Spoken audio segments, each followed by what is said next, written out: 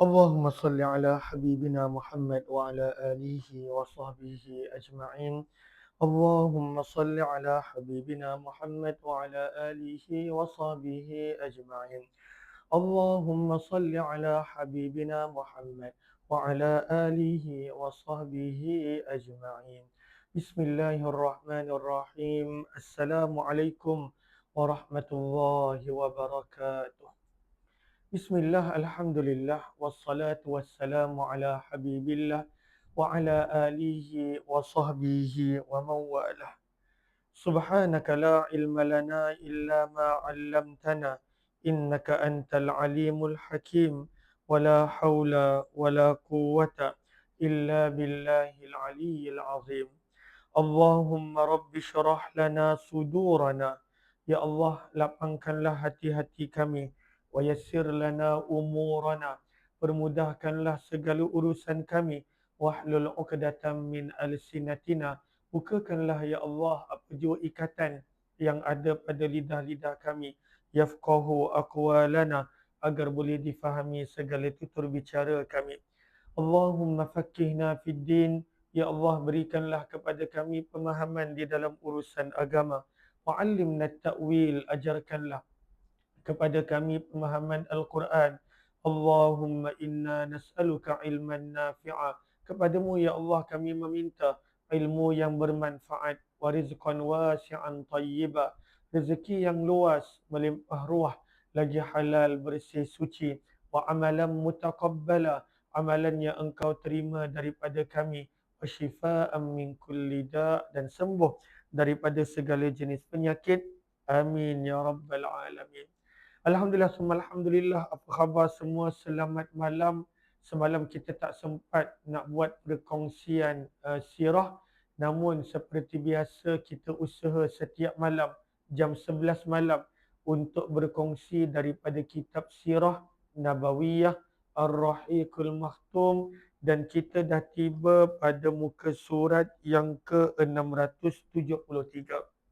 Sahabat-sahabat yang dikasihi, ahlan-ahlan kepada semua Fatimah Az-Zahra di ruangan FB, di ruangan TikTok Nur Asikin, kemudian Haifa Najwa, ahlan-ahlan kepada semua.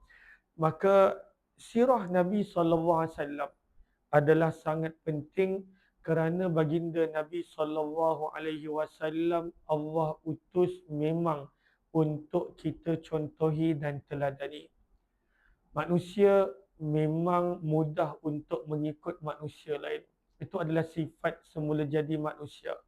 Maka kalau kita perasan kita ataupun orang yang berada di sekeliling kita sangat mudah untuk mengikut akan orang lain daripada pelbagai aspek.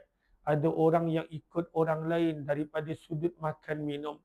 Ada orang yang ikut orang lain daripada sudut cara bercakap, cara berfikir, cara kehidupan, cara rumah tangga. Sebab itulah dalam hadis sabda Nabi SAW, pasti dan pasti kamu akan mengikut cara hidup orang-orang sebelum kamu. Begitu dahsyat sehingga Nabi bersabda, shibram bi shibrin, sejengkal demi sejengkal kamu akan ikut orang sebelum kamu. Zira'an bi zira'in, hasta demi hasta. Maka para sahabat pun berkata, siapakah orang-orang yang sebelum mereka ataupun orang-orang terdahulu yang Nabi maksudkan? Adakah Yahud dan Nasara? Sabda Nabi, siapa lagi kalau bukan mereka? Maka kelemahan manusia, manusia mudah untuk mengikuti akan orang lain. Lagi-lagi golongan Yahud dan juga Nasara. Sebab itu kisah-kisah yang ada dalam Al-Quran sebenarnya bukanlah sekadar sejarah. Namun ianya adalah peringatan jangan jadi macam umat-umat yang terdahulu yang ketika itu dimurkai oleh Allah. Sebaliknya, ikutlah kisah-kisah orang-orang yang diredai oleh Allah Subhanahu wa taala. Dan Nabi SAW Allah sebut dalam surah Al-Ahzab adalah uswatun hasanah kita. Contoh yang terbaik untuk kita ikuti. Maka bila kita baca sirah, antara tujuannya adalah kita nak kenal Nabi, nak mencontohi kehidupan Nabi, nak mengetahui cara Nabi SAW melakukan sesuatu dan kita dah tiba muka surat 673 daripada kitab Sirah Nabawiyah Ar-Rahiqul Maktum. Namun, sebelum kita teruskan, marilah sama-sama kita perbetulkan dahulu niat kita. Kerana dalam hadis Nabi ingatkan, amalan itu, perbuatan itu bergantung kepada niat. Maka marilah kita perbetulkan dahulu niat kita. Moga-moga apa jua yang kita buat, apa jua yang kita lakukan adalah kerana Allah Ta'ala. Nawaitu ta'alluma wa ta'lim, wa tadhakkura wa tadhkir, wa naf'a wal intifa' والإفادة والاستفادة والحث على التمسك بكتاب الله وسنة رسول الله صلى الله عليه وسلم والدعاء إلى الهدى والدلالة على الخير ابتغاء وجه الله ومرضاته وقربه وثوابه آمين يا رب العالمين. أهلا Muhammad Syarizan Hadi Syafi'i di FB, Haifa Najwa dan juga semua.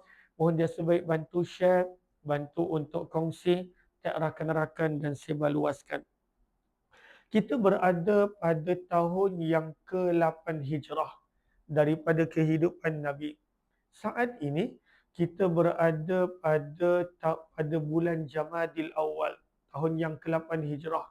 Maka pada Jamadil Awal tahun yang ke-8 Hijrah meletus satu perang yang dahsyat, yang hebat, yang berjaya merubah lanskap orang-orang Arab dan juga orang-orang di sekitar tanah Arab, iaitu peperangan Mu'tah yang melibatkan di antara tentera-tentera yang diutuskan oleh Rasulullah berjumlah 3,000. Allah uji mereka perlu berhadapan dengan tentera Rom sebanyak 200,000.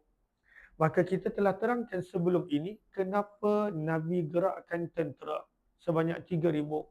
Ini adalah kerana pada penghujung tahun yang ke-6 Hijrah, salah seorang sahabat Nabi SAW telah dibunuh dengan kejam sewaktu membawa surat Nabi. Sahabat Nabi bernama Al-Harith bin Umair Al-Azdi. Maka ketika itu telah dibunuh oleh Syurahbil bin Amr Al-Ghassani, Raja Ghassan, dan dia telah bunuh dalam keadaan utusan pada ketika itu tak dibenarkan untuk dibunuh. Maka untuk menuntut darah, untuk menuntut menuntut di atas kematian ini, Nabi gerakkan tentera. Maka Raja Rom telah hantar 100,000 dan orang-orang Raja Ghassan ketika itu 100,000, maka 200,000 perlu berhadapan dengan 3,000 sahabat perlu berhadapan dengan 200 tentera musuh. Dan kita telah kongsikan bagaimana angka bukanlah penentuan segalanya.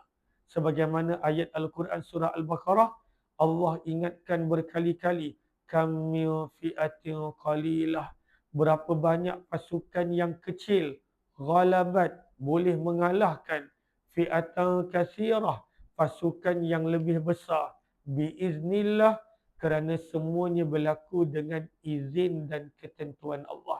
Ahlan-ahlan kepada semua, kepada yang kali pertama join, jemput follow. Mudah-mudahan bila kita buat live, kadang-kadang kita buat 8.30 pagi, 6 petang dan 11 malam, maka boleh dapat notifikasi insya-Allah.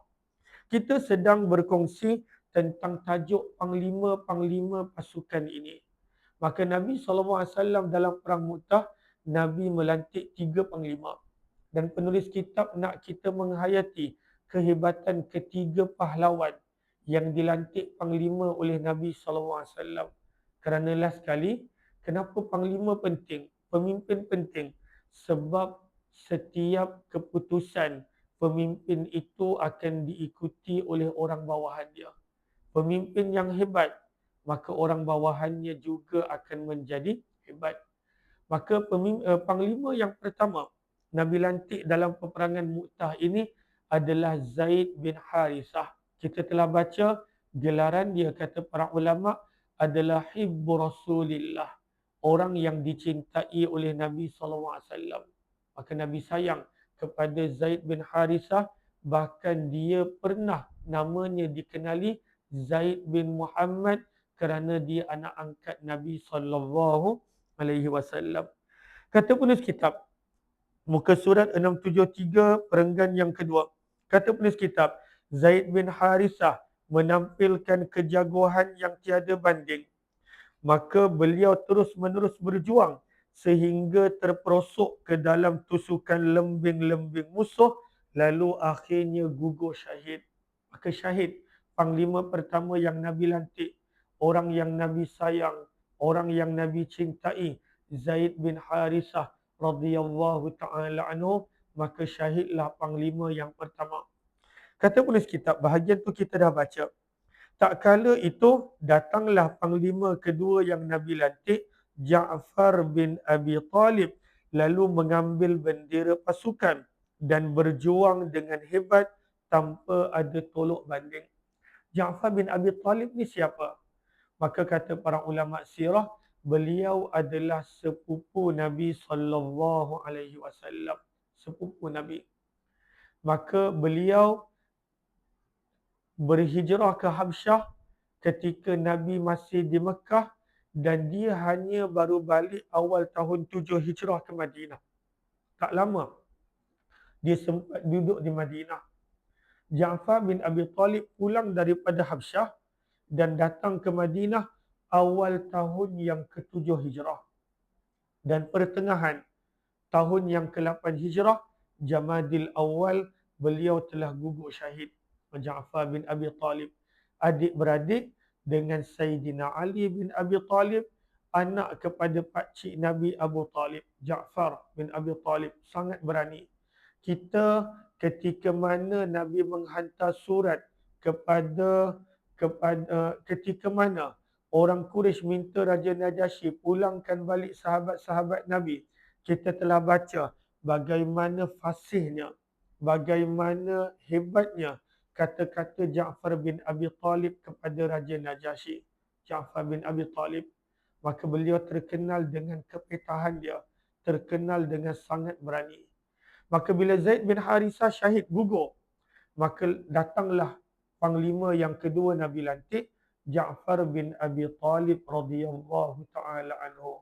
Keluarga Nabi sendiri, sepupu Nabi SAW sendiri, Ja'far bin Abi Talib. Kata penulis kitab, maka beliau terus-menerus berjuang dengan hebat tanpa ada tolok banding. Kita telah sebut beberapa kali, zaman dulu siapa yang pegang bendera, itu yang akan dicari oleh musuh. Maka zaman dulu, yang pegang bendera ni selalu yang paling berani. Sebab zaman dulu cara perang dia, bila bendera sesuatu pasukan jatuh, maka bererti pasukan itu kalah.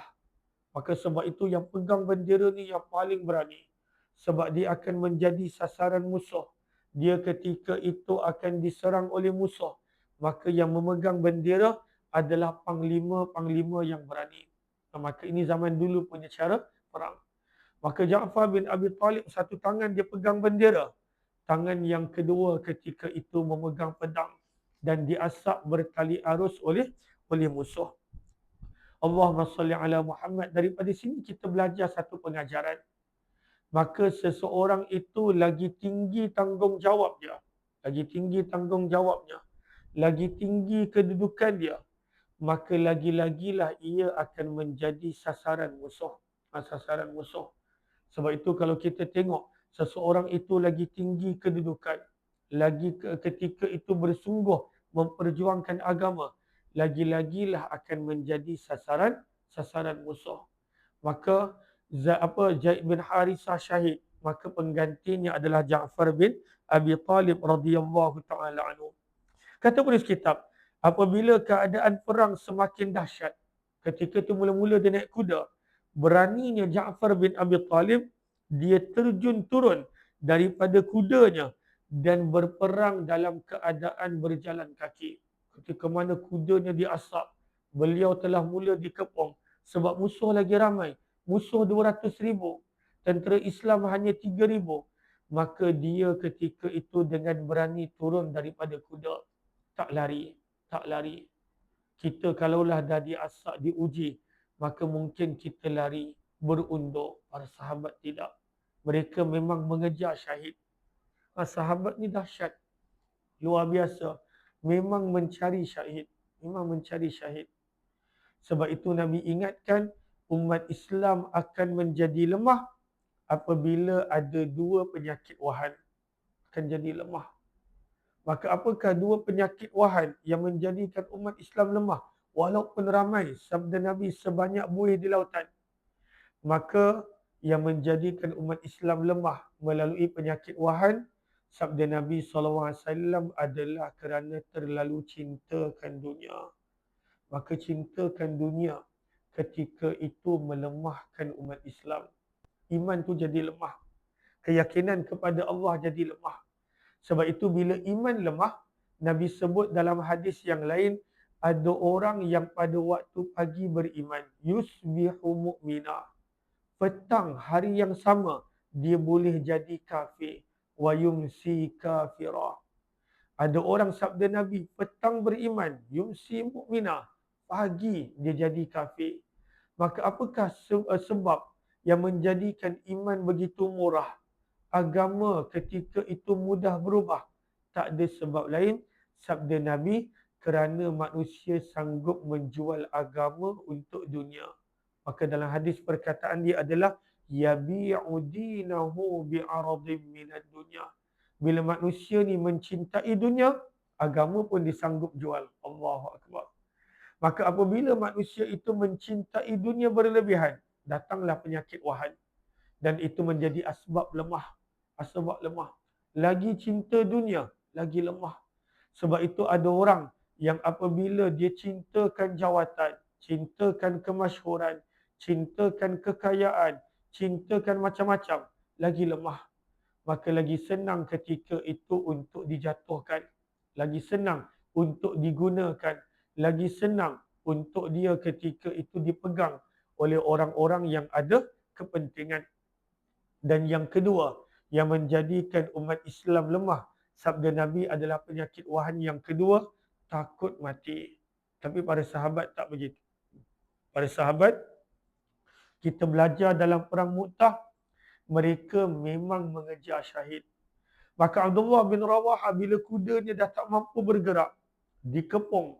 Ketika itu dikerumuni oleh musuh, dia terjun turun daripada kuda sambil memegang bendera. Maka apa yang musuh buat kepada Ja'far bin Abi Talib radhiyallahu anhu, kata penulis kitab, maka untuk menjatuhkan bendera, maka musuh ketika itu telah menetak tangan kanan dia. Tangan dia yang pegang pedang dan juga yang pegang bendera, ketika itu telah dipotong, putus tangan kanan dia supaya bendera terjatuh. Maka cepat-cepat dia tak nak bendera jatuh. Zaman dulu bendera menunjukkan kalah dan menang. Bendera pasukan jatuh bererti kumpulan tu dah mengaku kalah. Selagi mana bendera kekal dipegang, menunjukkan pasukan itu tetap nak bertahan dan berjuang. Maka bila musuh tengok bendera tak jatuh-jatuh, walaupun dah dipotong tangan kanan Ja'far bin Abi Talib radhiyallahu anhu, kata penulis kitab, Ja'far segera mencapai bendera dengan tangan kiri dia. Dia tak nak bendera jatuh. Kerana umat Islam tak boleh kalah walaupun jumlah sedikit. Kata penulis kitab, maka musuh menetak tangan kirinya pula. Allahu Akbar. Kita tak boleh nak bayangkan sakitnya bagaimana. Terputus tangan. Kita kena gigit nyamuk pun dah boleh hilang khusyuk dalam solat kan. Tengah solat, pada waktu tu kena gigit nyamuk, hilang khusyuk. Tak ada khusyuk dah pada waktu tu hilang. Kita kalaulah tengah tidur, nyamuk gigit, pada waktu tu dah mula sumpah seranah. Maka bayangkan tangan kanan putus, tangan kiri putus. Radhiyallahu ta'ala anhu. Adakah Ja'far bin Abi Talib biarkan bendera jatuh sebab dah tak ada tangan? Tangan kanan dipotong, tangan kiri dipotong. Kata para ulama sirah tentang dahsyatnya Ja'far bin Abi Talib. Ketika itu dia meletakkan kepentingan umat Islam di hadapan. Sebab jatuh dia bendera bererti mereka kalah dan juga mereka dah tak nak teruskan perjuangan. lalu dikendongnya bendera dengan kedua-dua lengannya. Sebab tangan dia dah putus tinggal lengan. Maka ketika itu dengan kedua lengan, dia kendong bendera. Bendera ni tak boleh jatuh. Ini amanah yang Rasulullah bagi. Nabi lantik dia jadi panglima. Sebab itu daripada sini kita ambil pengajaran daripada para sahabat bahawa bagaimana para sahabat pegang amanah dengan sepenuh nyawa. Tangan putus pun amanah yang Nabi titipkan, pegang bendera, jadi panglima para sahabat sampai ke hujung nyawa. Maka ini adalah pengajaran penting. Kadangkala ada orang mengambil amanah dan tanggungjawab yang Allah bagi. Dia guna untuk kepentingan peribadi dia, kepentingan dunianya, untuk kepentingan individu. Alhamdulillah. Kena ingat sabda Nabi, setiap tanggungjawab Allah akan tanya. Kullukum ra'in wa kullukum mas'ul an ra'iyatihi. Maka Ja'far bin Abi Talib menunjukkan kita bersungguh-sungguh. Walaupun tangan dah putus, biar je lah bendera jatuh. Tangan dah tak ada. Selamatkan diri. Tidak. Maka beliau kendong bendera dengan lengan yang masih tersisa. Tangan dah putus, tinggal lengan. Kata penulis kitab, sehinggalah akhirnya ketika itu beliau disyahidkan. Kata penulis kitab, ketika mana Ja'far bin Abi Talib syahid, beliau masih lagi ketika itu memegang bendera pasukan Islam. Dia tak nak lepaskan. Sehinggalah ke akhir nyawa dia. Ini para sahabat. Sebab Nabi bagi dia amanah sampai ke hujung nyawa. Ketika mana dia dah syahid, dah tak ada nyawa, dah gugur rebah, para sahabat jumpa dia masih lagi pegang bendera. Tak nak lepaskan. Tak nak lepaskan. Kita kalaulah ketika tu ada pilihan nyawa, kita pilih nyawa dulu. Adapun tanggungjawab amanah tu belakang cerita. Allahu Akbar. Dahsyat pada sahabat. Sebab itu tak ada orang mampu buat lebih baik daripada apa yang para sahabat buat untuk Nabi SAW. Takkan ada. Sebab itu Allah pilih sahabat bersama dengan Nabi. Sebab pengorbanan mereka untuk Nabi ikhlas. Tak ada kepentingan. Ikhlas pengorbanan mereka. Nyawa yang mereka berikan. Harta yang mereka infakkan. Masa yang mereka habiskan untuk Nabi ikhlas. Ketika itu, apa yang Nabi suruh mereka buat. Apa yang Nabi amanahkan mereka laksanakan. Ini adalah para sahabat radhiyallahu ta'ala anhum. Saya kalau berada pada situasi ini, nyawa dulu, nyawa. Bendera tu belakang cerita. Ya Allah, para sahabat. Kata penulis kitab, ketika mana beliau dah rebah syahid, tetap Ja'far bin Abi Talib masih memegang dengan erat bendera tentera Islam. Kata penulis kitab rahimahullah, maka dikatakan dalam sebahagian riwayat, ada seorang tentera Rom bahkan telah membelah dua tubuh badan Ja'far bin Abi Talib. Pada ketika itu dibelah dua. Punya mereka ketika itu marah dengan Ja'far bin Abi Talib yang tak nak melepaskan bendera. Maka dalam sebahagian riwayat sirah menyebut, ketika mana dia tetap pegang bendera dengan kedua lengan dia. Allahu Akbar. Maka ketika itu dibelah dua badan Ja'far bin Abi Talib radhiyallahu anhu. Dahsyat pengorbanan para sahabat. Nanti pada hari akhirat, apabila Allah tanya kepada para sahabat, apa yang mereka dah buat untuk agama Allah, mereka pasti ada banyak bukti. Bukan banyak bukti. Kita kalaulah Allah tanya apa pengorbanan kita buat untuk agama Allah, malu. Apa je kita buat untuk agama? Kan? Apa yang kita buat? Para sahabat ni dahsyat. Mereka bagi nyawa. Terbelah dua badan dalam mempertahankan bendera dan juga tugas yang Nabi SAW serahkan kepada beliau. Inilah Ja'far bin Abi Talib, sepupu Nabi SAW. Kata penulis kitab dalam hadis, maka Nabi bersabda, Allah menggantikan untuk beliau dua tangan yang telah terputus dengan dua sayap yang beliau boleh gunakan untuk terbang ke mana sahaja di dalam syurga. Nabi SAW ketika menceritakan tentang sahabat-sahabat yang syahid melalui wahyu Jibril kepada sahabat di Madinah, maka Nabi sebut, maka Ja'far At-Tayyar, Ja'far yang ada sayap. Maka tangan dia putus. Tangan dia putus. Allah begitu redha dengan dia, sebagai ganti tangan dia, Allah bagi dua sayap kepadanya. Dan dia boleh terbang di dalam syurga ke mana yang dia nak pergi. Allahu Akbar. Maka ini adalah Ja'far At-Tayyar. Sebab itu Ja'far bin Abi Talib dikenali dengan panggilan Ja'far At-Tayyar, Ja'far yang boleh terbang, Ja'far yang ada sayap.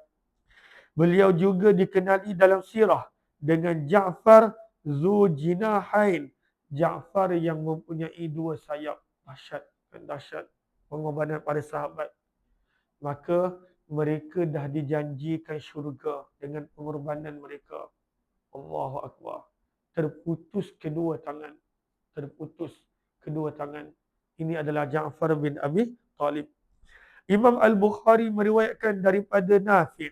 Nafi' adalah guru kepada Imam Malik, seorang ulama yang pada asalnya adalah hamba yang telah dimerdekakan ataupun dikenali maula. Maula adalah hamba yang dimerdekakan. Asalnya hamba milik Abdullah bin Umar. Tapi Abdullah bin Umar nampak Nafi', Imam Nafi' ni ingatan dia kuat. Maka Abdullah bin Umar suruh dia belajar ilmu. Maka beliau terkenal sebagai seorang yang mahir dalam qiraat dan tajwid. Mahir, Nafi'. Seorang yang mahir dalam ilmu hadis.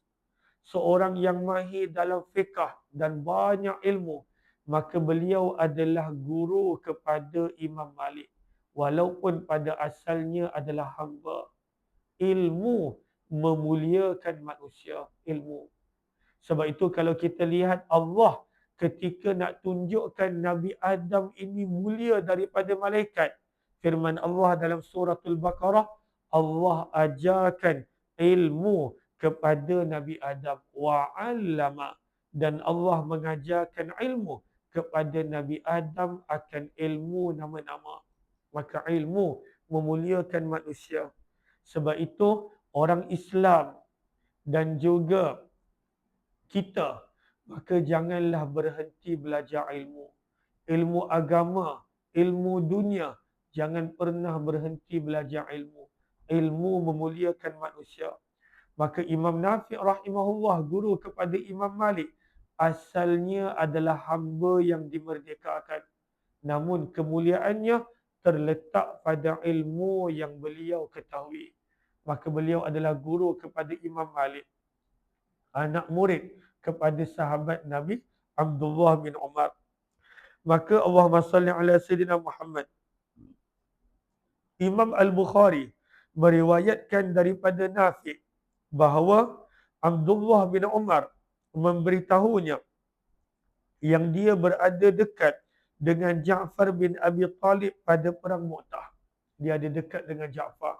Kata Abdullah bin Umar, apabila dihitung, didapati ada sebanyak 50 kesan tikaman di tubuh Ja'far, termasuk kesan tetakan, tetapi tidak ada satu pun tikaman dan tetakan itu yang di belakang badan. Semuanya kat depan. 50 luka. Walhal mereka ketika itu memakai baju besi. Maksudnya hancur luruh baju besi dia. Ada 50 tetakan. Pukulan musuh. Luka pada badan 50. Masya Allah. 50. Kan? Kita kalaulah ada satu luka pun, dah MC dah. Satu luka. MC. Luka mungkin terkena pisau. Ketika itu Allahumma salli ala Sayyidina Muhammad, potong buah. Luka. MC. Kita kalaulah ada satu luka, lukanya kecil je. Balutnya seluruh tangan. Waktu tu nak tunjuk punya luka. Ja'far bin Abi Talib 50 luka. Allahu Akbar. Dahsyat. ketika itu beliau mempertahankan bendera yang Nabi amanahkan kepada beliau. 50 luka. Tapi kata Abdullah bin Umar, tak ada satu luka pun kat belakang. Tak ada. Bererti ketika mana beliau diasak dengan hebat, dia tak berundur. Tak pusing ke belakang. Dia menghadap musuh dengan tubuh badan dia, maka semua luka kat depan. Kata Abdullah bin Umar, tak ada satu luka pun berada di bahagian belakang badan. Kerana beliau tak ada berpaling, tak ada berundur. Abdullah bin Umar radhiyallahu taala anhu. Dalam riwayat yang lain, Abdullah bin Umar berkata, aku berada bersama-sama mereka dalam peperangan Mu'tah itu. Kemudian kami mencari Ja'far bin Abi Talib. Lalu kami dapati jasadnya terkujur dalam kalangan mereka yang terkorban. Dalam riwayat ini bukan 50. Dalam riwayat ini, maka ada 90 tusukan lembing dan terjahan panah pada tubuh badan dia. Bukan 50. 90. 90 luka. Bererti bahagian depan badan dia dah tak nampak badan dah. 90 luka. Radhiyallahu anhu. Ini para sahabat. Mereka memang mengejar syahid. Dan mereka tidak takut kematian. Kita pun tak perlu takut mati. Sebab kita bila mati, kita bertemu dengan Allah. Sabda Nabi, barang siapa rindu nak bertemu dengan Allah. Man ahabba liqa Allah. Hadis riwayat Ummul Mukminin Aisyah. Allah pun akan rindu nak bertemu dengan dia. Maka kita janganlah takut mati. Bila tiba saat mati, sebenarnya itulah peluang untuk kita bertemu dengan Allah. Maka buatlah persediaan ketika mana masih hidup dengan amalan yang telah ditunjukkan oleh Rasulullah SAW yang ada dalam Al-Quran. Tinggalkanlah larangan-larangan Allah. Mudah-mudahan bila tiba saat mati, kita dah tak sabar-sabar nak mati. Dah rindu nak bertemu dengan Allah Subhanahu wa ta'ala. Kepada sahabat-sahabat yang belum follow, jemput follow. Saya pun minta maaf. Kadang-kadang tak dapat nak istiqamah pada waktu live. Sehari kita ada 3 kali live sepatutnya. 8.30 pagi hayati Quran, 6 petang penawar hati dan 11 malam sirah Nabi. Terima kasih kepada semua yang komen di FB. Fatimah Az-Zahra, Kamisa HMS, Kak Jamilah Zainal Abidin, kemudian semua yang lain di FB. Terima kasih banyak-banyak. Di ruangan TikTok ada Najami dan juga Haifa Najwa. Terima kasih banyak-banyak. Jeff tak pernah aku pilih. Beauty Influencer, Atisha Ainul Najwa. Moga Allah balas dengan kebaikan dunia akhirat. Piska, Muhammad dan juga semua. Jemput untuk follow. Mudah-mudahan bila kita buat live boleh dapat notifikasi, insya-Allah. Terima kasih semua. Moga Allah balas dengan sebaik kebaikan. Saya minta maaf jika ada terkasar bahasa, tersilap bicara. Hanya Allah yang maha sempurna. Subhanallah wa bihamdih. Subhanakallahumma wa bihamdika. Nashhadu an la ilaha illa anta. Nastaghfiruka wa natubu ilaik. Terima kasih banyak Kak Nah, Ye. Terima kasih semua. Jumpa lagi insya-Allah. Wallahu a'lam.